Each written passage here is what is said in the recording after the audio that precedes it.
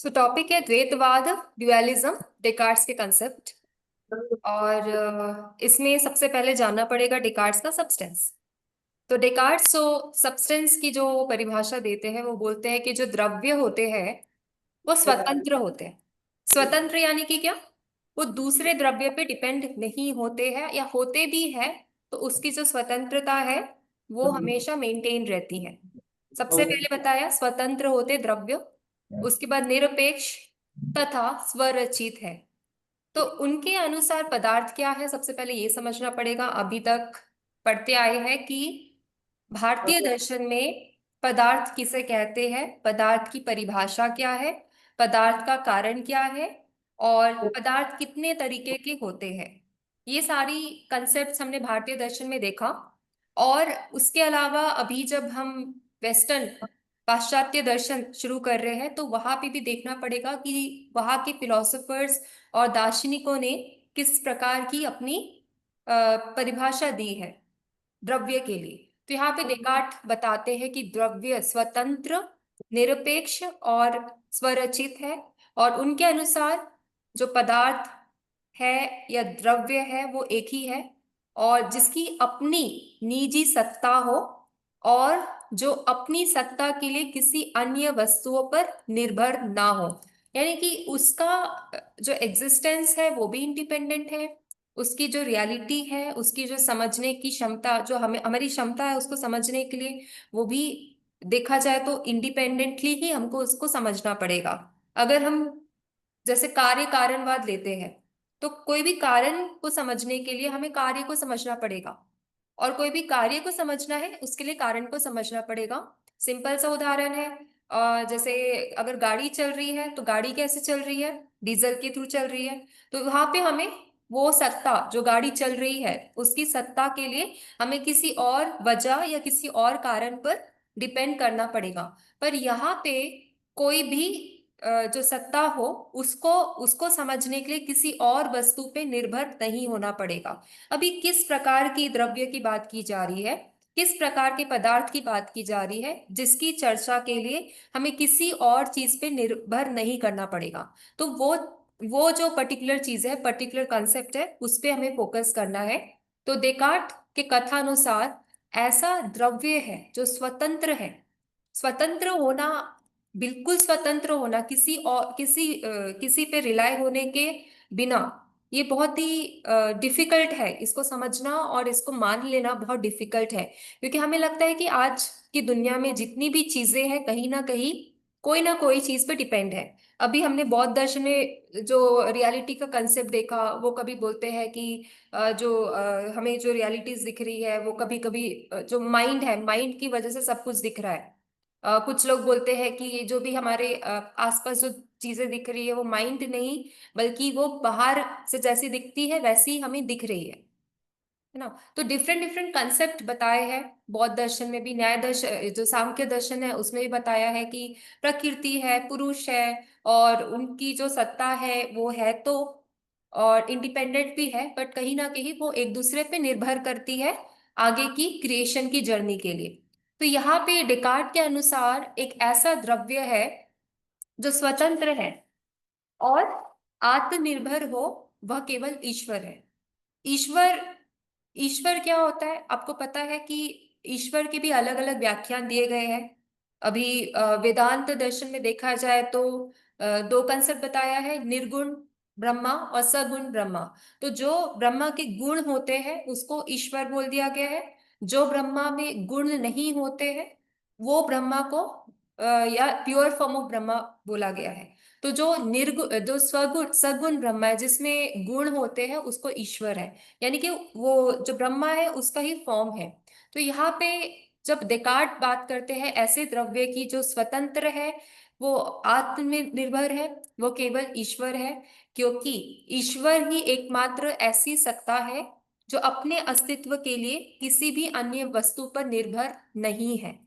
यानी कि वो किसी ना किसी एंगल में हमें बोल रहे हैं कि अगर हम पदार्थ की खोज कर रहे हैं और ऐसे पदार्थ और द्रव्य की खोज कर रहे हैं जो कि हमें हमारी सत्ता यानी कि हमारी एग्जिस्टेंस डिफाइन करने में हेल्प करेगा, तो वो सत्ता के लिए हमें ऐसे कंसेप्ट्स को फाइंड आउट करना पड़ेगा जो कि किसी ना किसी पे डिपेंड होते हैं, यानी कि ईश्वर पे डिपेंड होते हैं, क्योंकि ईश्वर ही एकमात्र ऐसी चीज है जो जिसका अस्तित्व किसी पे निर्भर नहीं करता।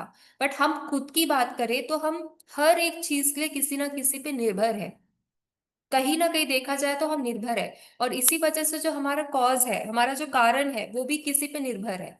तो इस प्रकार से जो जो कॉज पे कॉज यानी कि हम कारण पे कारण चलते जाएंगे तो हमें पता चलेगा कि हमारी जो निर्भरता यानी कि हम जो हमारी डिपेंडेंस है वो काफी हद तक ट्रू है, उसको हम चेंज नहीं कर सकते। तो यहाँ पे ये प्रश्न उपस्थित होता है कि आत्मा और ईश्वर की सत्यता के अतिरिक्त जो हमें विभिन्न प्रकार की अनुभूतियां होती है, उनकी सत्यता का आधार या कारण क्या है। अब ये सिंपल सा क्वेश्चन है। सबसे पहले तो हमने मान लिया कि ठीक है चलो ईश्वर है। दूसरी बात हमने बोल दिया कि चलो ठीक है आत्मा भी है। तीसरी बात में हमने बोल दिया कि चलो ईश्वर भी सच सच है, आत्मा भी सच है। अब चौथी बात अगर हम बोलेंगे कि अगर ये सब सच है तो हमारा शारीरिक अनुभवों का क्या, जो हमारे पास इतने सारे अनुभव हो रहे हैं, इतनी सारी चीजें हम देख पा रहे हैं, समझ पा रहे हैं, वो कैसे पॉसिबल है। जैसे रंग हो गया, गंध हो गया, स्वाद हो गया, सुख दुख, ये सब चीजें कैसे पॉसिबल है, इसके लिए भी कोई सत्ता है जिसपे विश्वास करना जरूरी है। तो इस बात से इनकार नहीं किया जा सकता कि सुख दुख आदि का अनुभव आत्मा को होता है, परंतु स्वयं आत्मा इसका कारण नहीं हो सकती। कोई भी अगर छोटी सी चोट लग जाए तो तकलीफ होती है, अंदर से तकलीफ होती है, बट वो चोट किसको लग रहा है, वो चोट तो शरीर को लग रहा है, शरीर को चोट लगती है। और तकलीफ अंदर जो आत्मा है उसको होता है, उसको महसूस होता है। अगर जो शरीर जिसमें आत्मा नहीं है, बॉडी मर चुकी है, उसको अगर चोट लग जाए तो उसमें तकलीफ नहीं होगी। तो यानी जो अनुभव है, अनुभवी तो हमें पता है कि वो आत्मा है, बट अनुभव कैसे हो रहा है, हमें किस प्रकार से हम एक्सपीरियंस कर पा रहे हैं, इस बात को हमें समझना है। यानी कि हम थोड़े और तरीके से देखेंगे सत्ता के बारे में और हमारे अस्तित्व के बारे में, ताकि हम उसकी गहराई को समझ सके। और उसमें जो बात है जो कि ऐसी है कि जिस पे गौर करके हम जो जितने भी गैप्स है रियलिटी को समझने के लिए, जो भी चीजें हम नहीं समझ पा रहे उसको बेहद अच्छे से समझ सके। तो जहां तक ईश्वर की बात है, वो तो पूर्ण है, दयालु है एवं सत्यप्रिय है। ईश्वर को हमने पूर्ण क्यों माना, क्योंकि ऐसा एक परफेक्ट और कंप्लीट बीइंग होना जरूरी है जिसके वजह से जितने भी आसपास की चीजें हैं, इम्परफेक्शन है और अदर बीइंग है, उसका एग्जिस्टेंस और उसका सत्ता हम बता सके। तो यहाँ पे ईश्वर की अगर बात करते हैं डेकार्ड्स, तो वो बोलते हैं कि वो पूर्ण है, वो दयालु है और वो सत्य प्रिय है। वह भी इसका कारण नहीं हो सकता क्योंकि वह अपने जीव को मिथ्या ज्ञान नहीं दे सकता। अगर ईश्वर कंप्लीट है तो उसके बनाए जाने वाला जीव वो भी कंप्लीट होगा, उसमें भी परफेक्शन होगा। बट जहां तक देखा जाए कि ईश्वर की बनाई हुई चीज में इतने सारे खोट है, उसको तकलीफ है, उसको दुख है। और इसी वजह से बाकी जैसे बौद्ध दर्शन है, उन्होंने अ, ईश्वर ईश्वर को डिस्कस करने से ज्यादा जरूरी समझा कि जो इंसान को तकलीफ है, दुख है, उसका कारण खोजा जाए। क्योंकि अब अभी ईश्वर को खोजेंगे तो ईश्वर के थ्रू हम ये नहीं बता सकते कि हमारा दुख का कारण क्या है। वो इसलिए नहीं बता सकते क्योंकि अगर ईश्वर है भी तो वो बहुत ही परफेक्ट होगा। अगर वो बहुत परफेक्ट होगा तो वही सवाल आ जाता है कि हम इतने इम्परफेक्ट क्यों हैं। तो इसलिए उन्होंने ईश्वर के मैटर पे डिस्कशन करना ही गलत समझा, उस पे उन्होंने डिस्कशन नहीं किया। बट अगर डेकार्ड्स बोलते हैं कि ईश्वर है, तो यहाँ पे वो खुद को हमें डिस्कनेक्ट कर रहे हैं ईश्वर की थॉट से।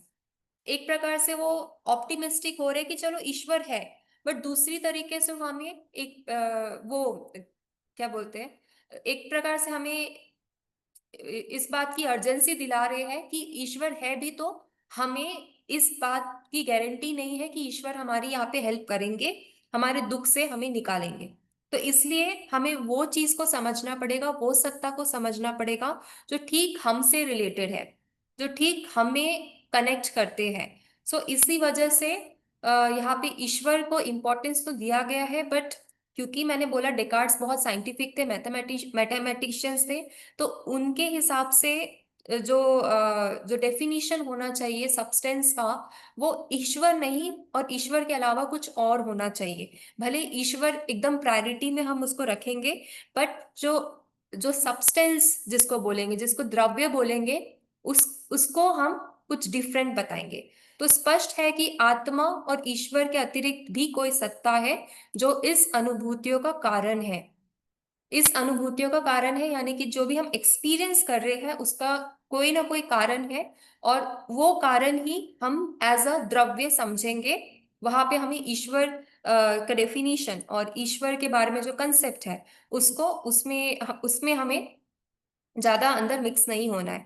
तो डेकार्ट के दो प्रकार के द्रव्यों की कल्पना की है, जिससे एक तो अनुभव होता है और दूसरा जिससे हम उसके बारे में सोच सकते हैं। सोच सकते यानी कि जैसे मैंने पहले बोला है कि जो डिकार्ड्स है वो बुद्धिवादी है, वो बुद्धि पे विश्वास करते हैं। और जब हम खुद के शरीर के बारे में समझे, तो हमारे अंदर भी एक ऐसी चीज है जो कि हमें सोचने में काफी महत्वपूर्ण है, वो है हमारा माइंड। माइंड की वजह से हम चीजों को सोच सकते हैं। तो जो द्रव्य है, ये कहाँ से आती है? निरपेक्ष। यहाँ पे दो द्रव्य बताया है, निरपेक्ष द्रव्य और सापेक्ष द्रव्य।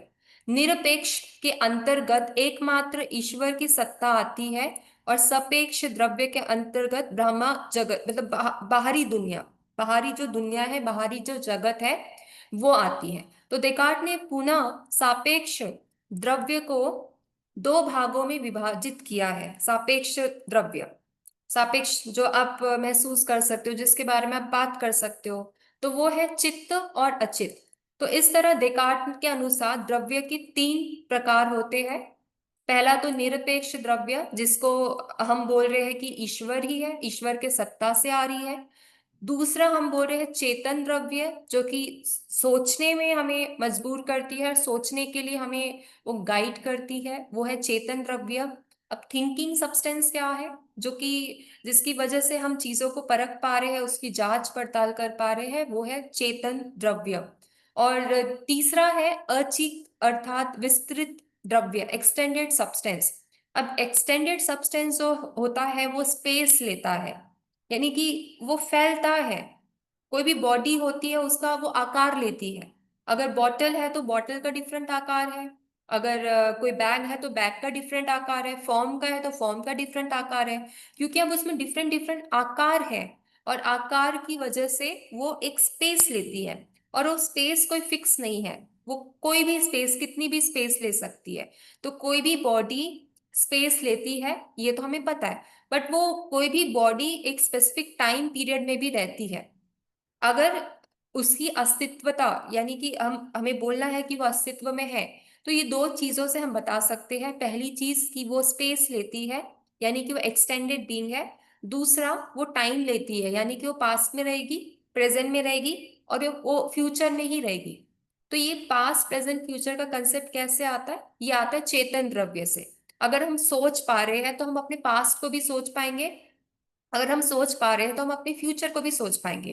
तो चेतन द्रव्य की वजह से हम ये पास्ट प्रेजेंट और फ्यूचर के कंसेप्ट को समझ सकते हैं। अब ये भी जानना बहुत जरूरी है कि किस प्रकार से ये निरपेक्ष द्रव्य, चेतन द्रव्य और अचित अर्थात विस्तृत द्रव्य हमें अपने अस्तित्व को समझने में मदद करता है, और हम हमारे अस्तित्व को डिफाइन करने में हेल्प करता है।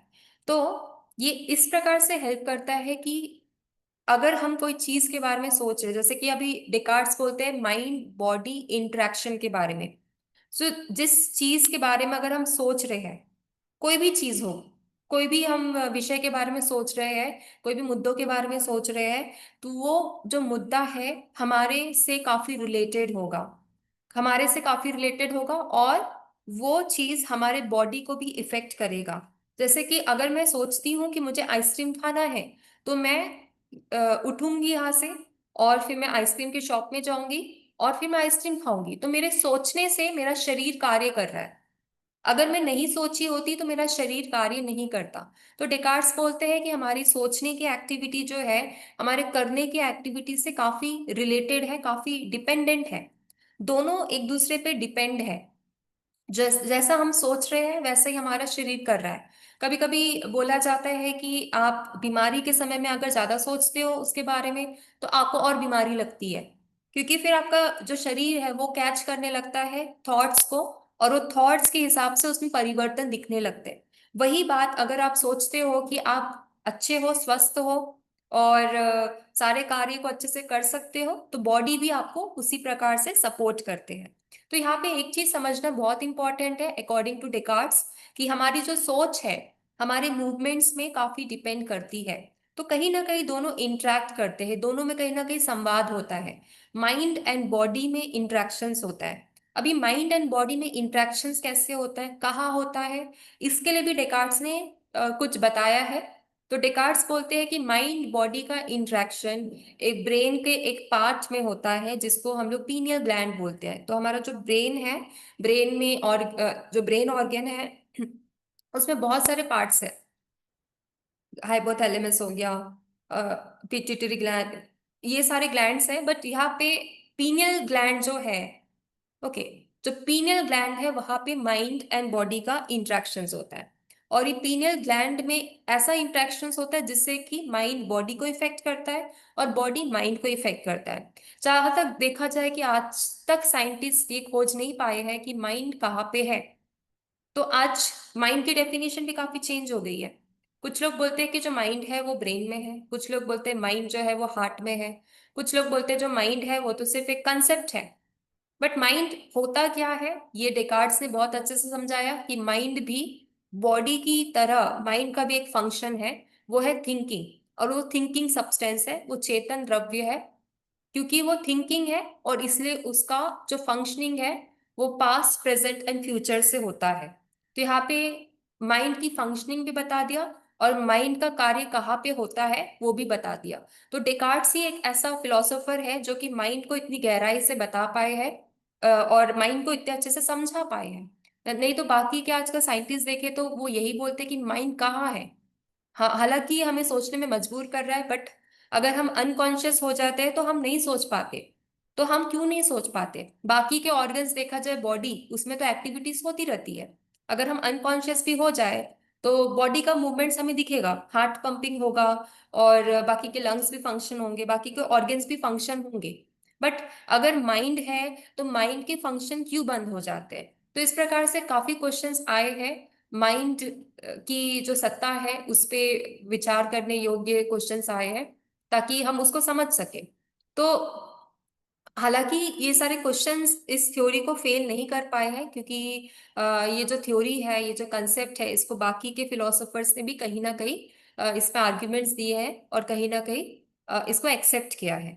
तो यहाँ पे इतनी बात तो हमें समझ आ गई कि जो हमारे जो द्रव्य है वो द्रव्य किस प्रकार के है, और द्रव्य में सबसे इंपॉर्टेंट द्रव्य जो डेकार्ड्स है उनके अकॉर्डिंग क्या है। तो उनके अकॉर्डिंग जो द्रव्य है वो ड्युअलिज्म इसलिए बोलते हैं क्योंकि दो प्रकार के द्रव्य बहुत इंपॉर्टेंट है, चेतन द्रव्य और अचेतन द्रव्य।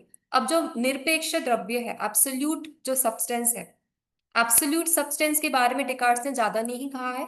बट हाँ, उन्होंने इस बात को माना है, ईश्वर को माना है, बट इसके बारे में इन्होंने ज्यादा फोकस नहीं किया है।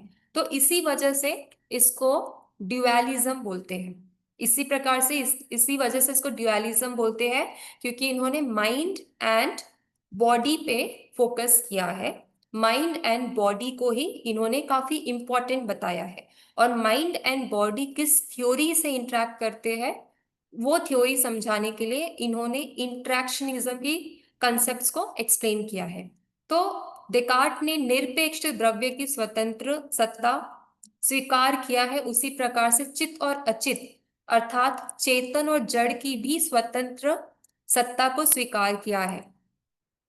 दोनों के गुण एक दूसरे से सर्वथा भिन्न है। और ये सबसे बड़ी बात है, क्या दोनों के गुण एक जैसे हैं? नहीं, दोनों के गुण अलग अलग है। थिंकिंग सब्सटेंस के गुण अलग है और एक्सटेंडेड सब्सटेंस के गुण अलग है। थिंकिंग सब्सटेंस के गुण कैसे अलग है? वो उसकी जो फंक्शनिंग है वो पास्ट प्रेजेंट एंड फ्यूचर में है। वहां तक ही वो सोच सकती है। क्या पास्ट के अलावा वो कुछ सोच सकती है? नहीं। क्या वो प्रेजेंट के अलावा कुछ सोच सकती है? बिल्कुल नहीं। क्या वो फ्यूचर में क्या हो रहा है उसके अलावा कुछ सोच सकती है? नहीं। इतना ही वो सोच सकती है और यही तक उसकी जो अस्तित्व है वो सीमित है। और जहां तक एक्सटेंडेड सब्सटेंस का सवाल है, यानी कि विस्तृत द्रव्य, उसका कहाँ का प्रेजेंस आपको दिखेगा? उसका जो फिजिकल प्रेजेंस आपको दिखेगा एक्सटेंडेड फॉर्म में, यानी कि वो बढ़ते जाएगा, उसका आकार बढ़ते जाएगा या उसका आकार कम होते जाएगा। तो सिर्फ स्पेस में ही उसका प्रेजेंस दिखेगा। उसका कनेक्शन टाइम से कम आपको दिखेगा, सिर्फ स्पेस में ही आपको दिखेगा कि उससे उसको आप पता कर सकते हो। तो इसी वजह से यहाँ बोला गया है कि दोनों के गुण एक दूसरे से भिन्न है। जड़ का मौलिक गुण जो है वो है विस्तार, यानी कि एक्सटेंशन। जड़ का गुण क्या है? विस्तार होना, एक्सटेंड होना। एक्सटेंड होना, बढ़ना या तो सिकुड़ना, ये दोनों ही उसमें गुण है। और ये गुण कहाँ पे काम करेंगे? ये गुण स्पेस में काम करेंगे। कोई ना कोई जगह है वहां पे ही ये गुण काम करेंगे। टाइम में ये गुण काम नहीं करेंगे। हम बोलेंगे फ्यूचर में हम पतले हो जाएंगे, तो ये जो है ये सिर्फ हमारा एक भ्रम हो सकता है या हमारी कल्पना हो सकती है। ठीक है। तो इसमें इसमें कितनी वास्तविकता है वो हम नहीं बता सकते जब तक हम उसकी गुण को असलियत में ना देख लें। तो विस्तार हो गया जो कि हमारे प्रेजेंट स्टेट में हमारे स्पेस में काम करता है। और दूसरा जो चेतन तत्व है अर्थात आत्मा का मौलिक गुण है। सो ये जो चेतना तत्व आत्मा का मौलिक गुण है विचार, जो परस्पर एक दूसरे के विरोधी है, एक दूसरे के विरोधी गुण है।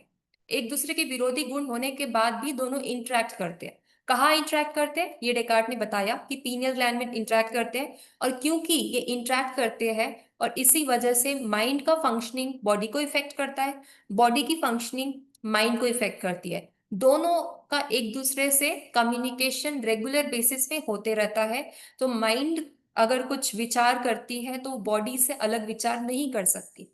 और इसी वजह से सांख्य दर्शन ने काफी अच्छे से बताया है कि जो कॉन्शियसनेस है, जो चेतन है, उसको अगर अपना कार्य संपूर्ण करना है तो उसको प्रकृति की जरूरत है। और प्रकृति से जो उनका सहयोग होता है उसके बाद ही जो सृष्टि है उसकी सृष्टि का रूप आता है। और सृष्टि की जो जो जो भी सृष्टि का प्रोसेस है वो हमें देखने को मिलता है। तो यहाँ पे एक दूसरे के विरोधी है और इसलिए देकार्ट ने दर्शन को द्वैत की संज्ञा दी गई है। द्वैत इसलिए बोला है क्योंकि माइंड एंड बॉडी जो है अलग अलग है, विरोधी है, बट स्टिल एक दूसरे को इफेक्ट करती है और एक दूसरे के परिणाम के लिए योगदान करती है।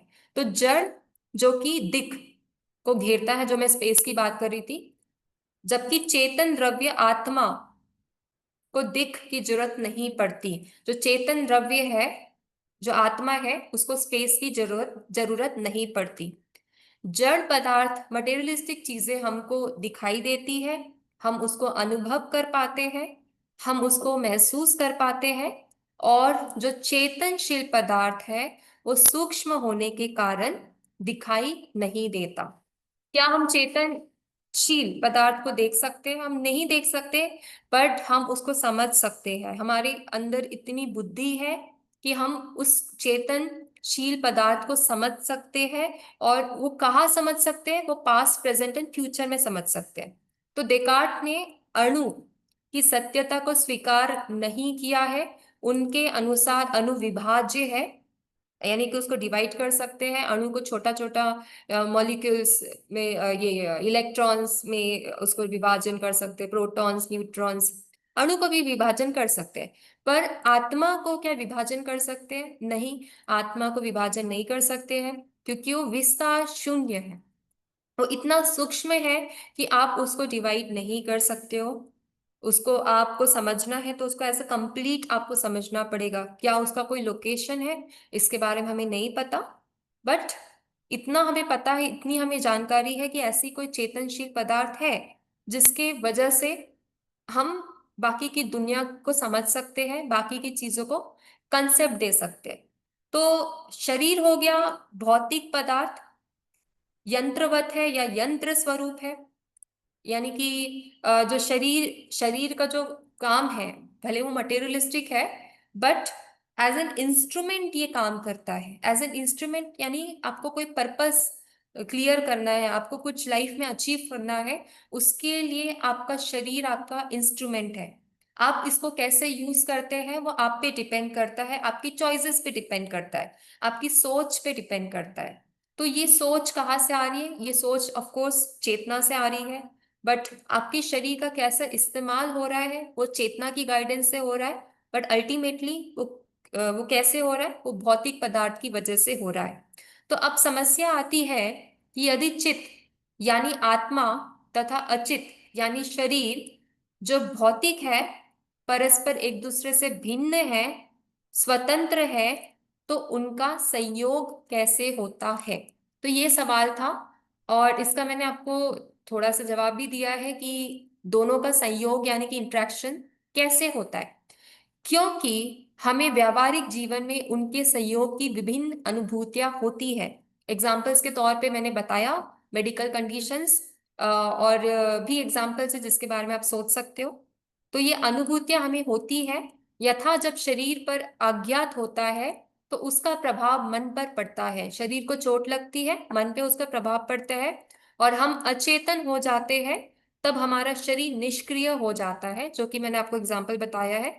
तो जो हमें यह मानने पर बाध्य करता है कि मन और शरीर में कोई आंतरिक संबंध है, कोई ना कोई कनेक्शन है। सो उपयुक्त समस्या के लिए समाधान के लिए डेकार्ट ने क्रिया प्रतिक्रियावाद अथवा अन्योन्य क्रियावाद, इंटरैक्शनिज्म, मैंने जो आपको बताया अभी, इंटरैक्शनिज्म, दोनों एक दूसरे को निर्भर, दोनों एक दूसरे को किसी ना किसी प्रकार से इफेक्ट करते हैं, उसको बोलते हैं इंटरैक्शनिज्म, क्रिया प्रतिक्रियावाद अथवा अन्योन्य क्रियावाद। इसका सहारा लिया है, और उनके अनुसार मन और शरीर के बीच क्रिया प्रतिक्रिया का संबंध है। इसे स्पष्ट करने के लिए डेकार्ट ने घोड़े और घुड़सवार का उदाहरण प्रस्तुत किया है। अब ये कैसा एग्जाम्पल है, लेट्स सी। जब घोड़ा दौड़ता है तब घुड़सवार के शरीर में क्रिया उत्पन्न होती है। ठीक इसी प्रकार मन के निर्देश पर शारीरिक क्रिया होती है और मन प्रभावित होता है। मन में कोई इच्छा होती है कि लेखन कार्य करे तो हाथ सक्रिय हो जाते हैं, हमारी शारीरिक क्रिया प्रारंभ हो जाती है, और वह शारीरिक क्रिया मन को प्रभावित करती है। तो डेकार्ट ने यह तो स्पष्ट कर दिया कि मन और शरीर के बीच में क्रिया प्रतिक्रिया है, परंतु स्वभावतः यह प्रश्न सामने आ खड़ा होता है कि वो कौन से केंद्र बिंदु है जहां पर मन और शरीर का मिलन होता है, और जहां से एक दूसरे के बीच परस्पर क्रिया प्रतिक्रिया होती है। तो डेकार्ट ने कहा हमारे मस्तिष्क के अग्र भाग के बीच में एक ग्रंथि है जिसे पीनियल ग्रंथि, पीनियल ग्लैंड कहते हैं, और इस ग्रंथि के सहारे ही मन तथा शरीर एक दूसरे पर क्रिया प्रतिक्रिया करते हैं, और यह ग्रंथि ही चित्त और अचित्त अर्थात जीव और शरीर का मिलन सैया है। और इससे डेकार्ट का चिदाचित संयोगवाद कह सकते हैं। चित अचित के संयोग का जो कारण है वो है पिनियल ग्लैंड। तो ये था डेकार्ट्स के बारे में। तो आज हमने देखा सब्सटेंस ड्यूअलिज्म डेकार्ट्स का। तो इन्होंने बताया दो प्रकार के ड्यूअलिज्म है, चित और अचित। चित अचित इंडिपेंडेंट है बट एक दूसरे पे निर्भर करती है, और निर्भर कैसे करती है? वो दोनों का इंट्रैक्शन होता है। कहाँ पे होता है? पीनल ग्लैंड में होता है, और उसी वजह से हम जितने भी कार्य कर पा रहे हैं उसका हम उसके बारे में हम बता सकते हैं, और उसके बारे में हम सोच भी सकते हैं। ठीक है, तो यहाँ तक कोई सवाल? मैम, जो आपने ऊपर वाले पैरा में बोला ना कि इस समस्या का उन्होंने जो हल बताया, तो वो समस्या समझ नहीं आई मैम। कौन सी समस्या एग्जैक्टली? वो घोड़े और घुड़सवार का एग्जाम्पल आया ना हाँ वो से कॉरिलेशन में वो एग्जाम्पल आया। हाँ, समस्या ये है कि जब चित है और अचित है, है ना। समस्या जब चित है अचित है तो दोनों का मिलन और दोनों की जो इंट्रैक्शन हो रहा है वो कहाँ पे हो रहा है। तो ये एक समस्या थी। इसी ओके। इसी की बात कर रहे हो या कोई और समस्या की बात कर रहे हो। नहीं, ये क्रिया प्रतिक्रियावाद इज फॉर दैट ओनली ना, कि वो चित्त और अचित्त का ही है ना। हाँ हाँ हाँ। हाँ, ये वाला। हाँ, चित्त और अचित्त का जो संयोग हो रहा है एक दूसरे पे निर्भर कर रहे हैं, वो कहाँ पे कर रहे हैं, तो उसके लिए उन्होंने पीनल ग्लैंड जो कि हमारे मस्तिष्क में एक एरिया है उसको, उस पे उन्होंने ये बात कही है। Ma'am okay. इसमें दो अच्छी चीज कोई है ही नहीं ना मैम। ये लिखने वाला एग्जाम्पल सही है कि अगर माइंड सोचता है लिखना है तो हाथ लिखना शुरू कर देता है। बट हाँ, घोड़ा और घुड़सवार का नहीं समझ में आया ना। घोड़ा और घुड़सवार यानी घोड़े में अगर कुछ मूवमेंट होता है, ठीक है। अभी घोड़ा दौड़ता है तो घुड़सवार के शरीर में क्रिया उत्पन्न होती है। अब इसका क्या मतलब हुआ, जस्ट एक घुड़सवार को इमेजिन कीजिए। जब घोड़े का जब घोड़ा का मूवमेंट बढ़ते जाता है, पहले वो चल रहा है तो जो घुड़सवार है उसका मूवमेंट भी स्लो रहेगा। जब घोड़ा बहुत तेजी से दौड़ता है तो घुड़सवार का भी मूवमेंट उसके अनुसार निर्भर करता है। तो यहाँ पे इसका संदर्भ यही है कि जैसा माइंड हमें इंस्ट्रक्शन देता है वैसा हमारा बॉडी करता है। अगर माइंड जो इंस्ट्रक्शन दे रहा है वो बोल रहा है कि सिर्फ चलो, तो बॉडी सिर्फ चलेगा। माइंड इंस्ट्रक्शन दे रहा है कि दौड़ने लगो तो बॉडी दौड़ने लगेगा। वैसे ही मतलब घोड़ा जब घोड़ा जो है तो मन बनाया है, मतलब उसने रिप्रेजेंट किया है, मन को हाँ घोड़ा बनाया है, हाँ एग्जाम्पल है। ये हाँ, घोड़ा एग्जाम्पल है। घुड़सवार। हाँ। हाँ, जैसे घोड़े पे डिपेंड करता है ना घुड़सवार। घुड़सवार को पता है हाँ कि वैसे घोड़ा हमारा कब मन कूदेगा। दौड़ता है। हाँ हाँ, घोड़े को पता। वैसे ही हमारा मैम, मन दौड़ता है। हाँ। एक और बुक में मैंने जो पढ़ा, मोनाड्स करके वर्ड था। तो that monads word is what, that द्रव्य को मोनाड बोलते हैं क्या, कि वो आगे आएगा अभी? वो अभी डिकार्ड्स के कंसेप्ट में नहीं आता है, वो लाइबनिज में पढ़ेंगे। हाँ, वो ओके, सब्सटेंस मोनाड्स उसमें नहीं लाइबनिज आता के है। लिए है, वो लाइबनिज सब्सटेंस को मोनाड्स बोलते हैं। बट यहाँ पे जो ये जो द्रव्य ओके। है इसको यहाँ पे चित्त और अचित बताया गया, माइंड एंड बॉडी बताया गया। ओके। हम्म। तो आज का कंसेप्ट क्लियर है आप लोग को, कोई डाउट है। अब इसको कंपेयर करना है जैनिज्म के ड्यूअलिज्म से। तो ये आपका असाइनमेंट है, होमवर्क है। आप इस पे थोड़ा सा स्टडी करके आइए, तो नेक्स्ट क्लास में हम इसे एक बार डिस्कस कर लेंगे। ठीक है मैम। या कोई बोलना चाहता है, टाइम तो हो गया है वैसे। जैनिज्म में तो जीव अजीव है ना मैम, पुद्गल। हाँ हाँ जीव हाँ। आत्मा हो गई और अजीव में पुद्गल को मानता है। हम्म, बिल्कुल। बट क्या उसमें इंट्रैक्शंस होता है, पहला सवाल। इंट्रैक्शंस होता है तो कहाँ पे होता है, दूसरा सवाल। और इंट्रैक्शंस किस प्रकार से होता है, ये आपका सवाल है, इस पे आपको डिस्कशन करना है। ठीक है, तो इसके बारे में आप थोड़ा सोचिए, ताकि हम ठीक डेकार्ड्स है। के कंसेप्ट और जेनिज्म के कंसेप्ट को कंपेयर कर सके। ठीक है, सवाल क्लियर है आप सबको। Yes ma'am. ठीक है, तो आप सभी इसके बारे में सोचिए और फिर नेक्स्ट क्लास में हम लोग इस पर डिस्कशन करते हैं। मैम, कल क्लास कितने बजे होगी? कल सेम टाइम में।